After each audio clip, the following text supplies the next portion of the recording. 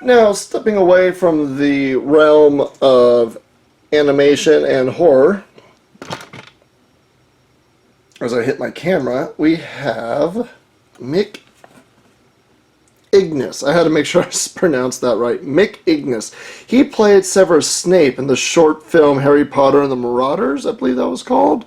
Let me take a peek here. Severus Snape and the Marauders. That's right. The short film that came out in 2016. What a lot of people don't realize, though, is this guy has done a lot of work.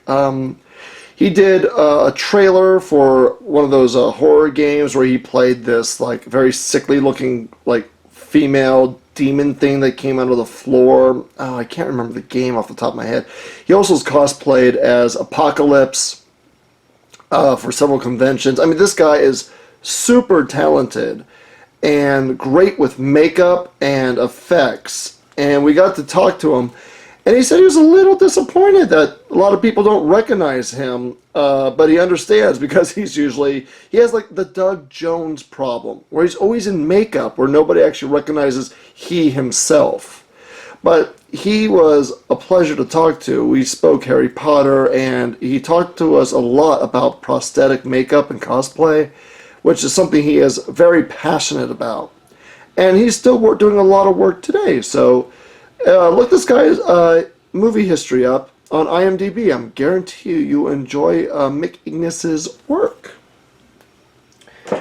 Continuing down the list, we have the Smoochy Boochies, freaking Kevin Mewes. All right, there's my wife, and of course he thinks he is sexy, and my wife is sexy. Apparently, I'm not as sexy. Oh, sadness. All right, Jason Mewes. Let's see here. What can I say? He's exactly what you'd think, and by that I mean he is such a loving, good-hearted person. We got to his panel before we got these pictures taken, and at his panel he was very inspirational. He talked a lot about his rehab, his addictions, and how he overcame it, and then shared a bunch of interesting facts about his personal life and his relationship with Kevin Smith. The one that surprised me the most is he never wanted to be an actor. They just needed somebody quick for Clerks, and Kevin just kind of yanked him on camera, and that started his whole little acting career that he's been up to. What was nice to see, though, is during his panel, we had a few other people come up to the microphone during the Q&A and share how Jason's story has helped them sober up and become better people. And Jason was so humble and so happy to hear that his own struggles has helped other people get through hardships in their life. So yeah, Jason is just such an inspiring person to listen to.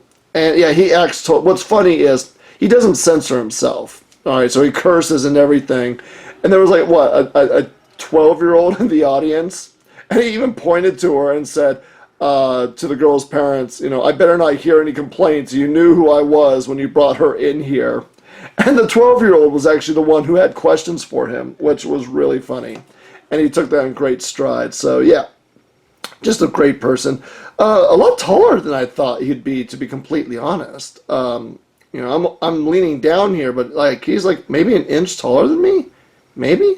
So yeah, that was really fun meeting Jason Mewes. Now we'll have to move the camera back a little bit because we got some big items here, so we're going to make a quick adjustment. All right, now we're going to the big stuff right here. First and foremost is this From Dusk Till Dawn poster, autographed by Tom Savini himself. We've met Tom maybe 3 times over the years. He seems to be a very nice guy, but he's kind of impersonal in the experience we've had with him.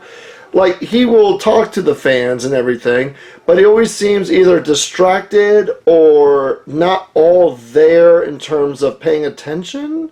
It's hard to describe. He's never, like, standoffish with anybody, but it doesn't seem like he seems like he's busy in his own mind or busy thinking about something else than the actual experience of the conventions. But yeah, still a nice guy. But I don't know, just something seems a little strange. Maybe he's just not as welcoming as the other celebrities we've met. But yeah, our Dust Till Dawn poster, autographed by Tom Savini, whose makeup effects, no matter what his personality's like I can ignore all of that because his work in makeup is second to none for the 80s horror industry. Like, the things he's done with, like, the Jason franchise and Dust Till Dawn and all these other films is just top notch. And he is a great artist when it comes to this. The next one will be back to the animation department. Any Bob's Burger fans around here? I sure as hell am. We got to meet the cast of Bob's Burgers. Unfortunately, H. John Benjamin was not there, and the actor who plays Gene up here, he wasn't there. But we did get to meet Kristen Shaw, Louise. We got to meet the actor who played Teddy. I apologize if I can't remember their names off the top of my head. The actor who played Teddy, Dan Mintz, who plays Tina. And then down here, I believe this is one of the writers or the directors, maybe the producer. I'm not 100% sure. First of all, the one person I remember the most is Kristen Shaw, because she is an absolute, like, delight. She is the sweetest. You just want to give a big hug to her. She's so warm and welcoming. The actor who played Teddy, I am so sorry, I can't remember their names, but yeah, the actor who plays Teddy's voice and many other voices on the show, again, he kept cracking jokes with all the fans. The problem was, though, the way they set this up was, it was kind of like a conveyor belt, like an assembly line. We were not allowed to interact with the actors for more than a few seconds as we went down the table and they signed all the autographs because it's the way the convention did it. So that was a shame, and no photos were allowed, which sucked because I would have loved to have had a photo with Kristen Shaw. But other than the convention being kind of a pain in the butt about how the fans interacted with the actors, it was just a fantastic cast of people, and we got this great poster. We actually have two of these. My wife has one. This is mine that I hang up. Now earlier I mentioned that I showed off that I got Lollipop Chainsaw autographed by Tara Strong, and of course that meant I had to get this poster autographed by none other than Jessica Nigiri, who actually got jobs working with Grasshopper Manufacturer and Studio 51. She went on tour with them, dressed up as Juliet, and she went on tour with the studio for Killer is Dead. They actually created one of the characters based off her look, which I thought was really cool. I mean, that's a cosplayer's dream, right? To, like, be so well accepted by the company that you cosplay as that they actually have you work with them to promote their games or even put you in the game. Jessica is an absolute total sweetheart. She is bubbly, bouncy, super sweet with all of her fans, always, kind with warm words, and just absolutely welcoming to anybody who came to see her. When I got to meet her, I was in line to get a photo, and she actually paused after I got this picture taken, this autograph. I asked her for a picture, and she goes, "Oh, no, hold on. I want you to get your money's worth for getting a photo with me. Wait like an hour, because I want to be in full cosplay gear at that time for I think it was the outfit in Killer is Dead." And sure enough, I went back and she waved me to the front of the line because she recognized me, and we got the photo together. And yeah, absolutely just a fun person. Next on our list is this autograph photo of George Wendt. You may know him more from one of the actors from Cheers, but I knew him from this movie house. Has anyone ever seen the movie house? It had the tagline, "Ding dong, you're dead." It shows a severed hand pushing a doorbell. Okay, let me tell you about this movie, dude. When I was a kid, I saw the cover of House with the severed hand pushing the doorbell. It was super detailed, and that cover scared the hell out of me. It wasn't until I was much older that I actually sat down to watch the movie, and that's when I realized it's a goddamn horror comedy, and a very good one at that. George here plays the main character's neighbor, and he always comes by the house with a case full of beers, and he kind of accepts the whole like demonic haunting of our main character's house rather well, to be completely honest. George himself, when I met him, seemed nice enough. Didn't really interact that much, to be completely honest. But to be fair, it seemed like it was a very long day for him. He seemed a little just seemed tired, because I did meet him at the end of the day, and I'm not going to fault that at all. At all. He seemed like a very nice person, a little quiet compared to some of the other celebrities I've met. And you know what? That's fine. They're not supposed to like be there to, entertain you or anything. It was just a pleasure meeting him, and he shared like one or two quick stories about, this movie, which I believe he seemed to really enjoy making this film. Please see House. I cannot tell you enough. William Catt.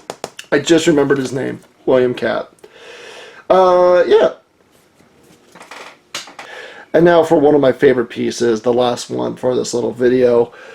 This is autographed by somebody near and dear to my heart. This is my Splatterhouse mask that I bought at a game store. Unfortunately, I didn't get the collector's edition when it came out, but they did sell me the mask for like, I don't know, $20 at the game store. I loved the Splatterhouse remake quite a bit. It had its problems, but what made the game so good was the fact it was voiced by Jim Cummings. For those of you who don't know, Jim Cummings plays everybody's childhood. He's Darkwing Duck. He's Don Carnage. He was Montgomery Jack in Monterey Jack in Rescue Rangers. He's Winnie the Pooh. He's Tigger. He's Pete and Goof Troop. And he was the Mask in Splatterhouse.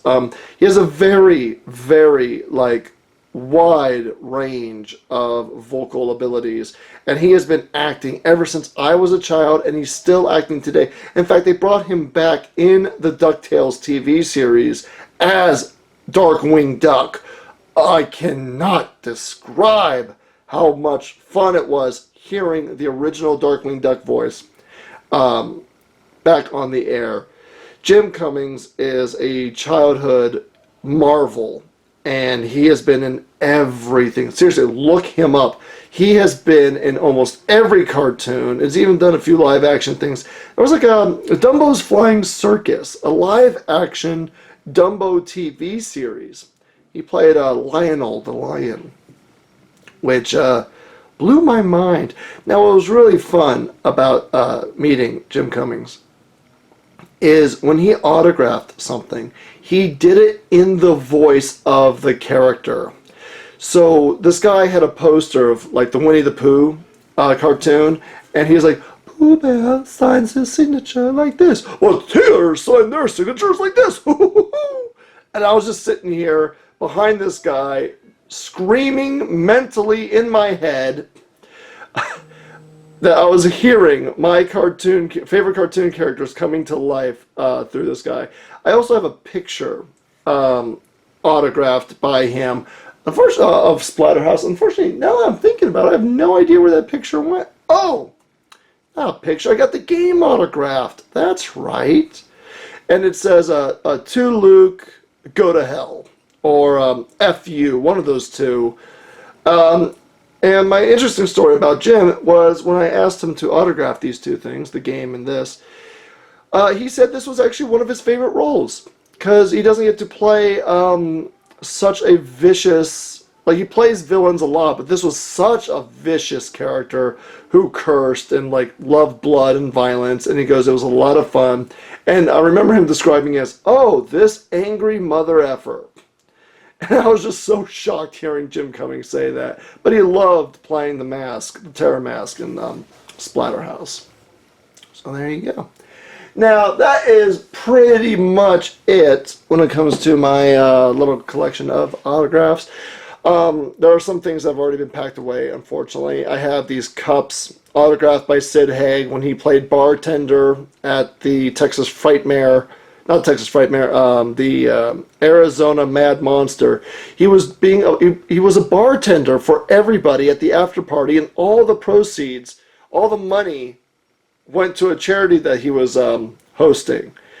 And basically, you were paying to drink with Sid freaking Haig. Well, not drink with him, but get drinks made by him and hang out with the guy. And then all the money went to a charity that he supported. And that was totes cool. The other autographs that I don't have that are already packed up is I got to meet the voice actor for Mario. And his energy level is through the roof.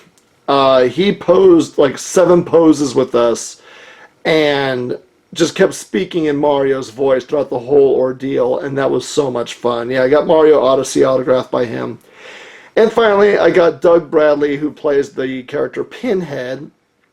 I got a photo of him in costume with me and my friends. He signed that one.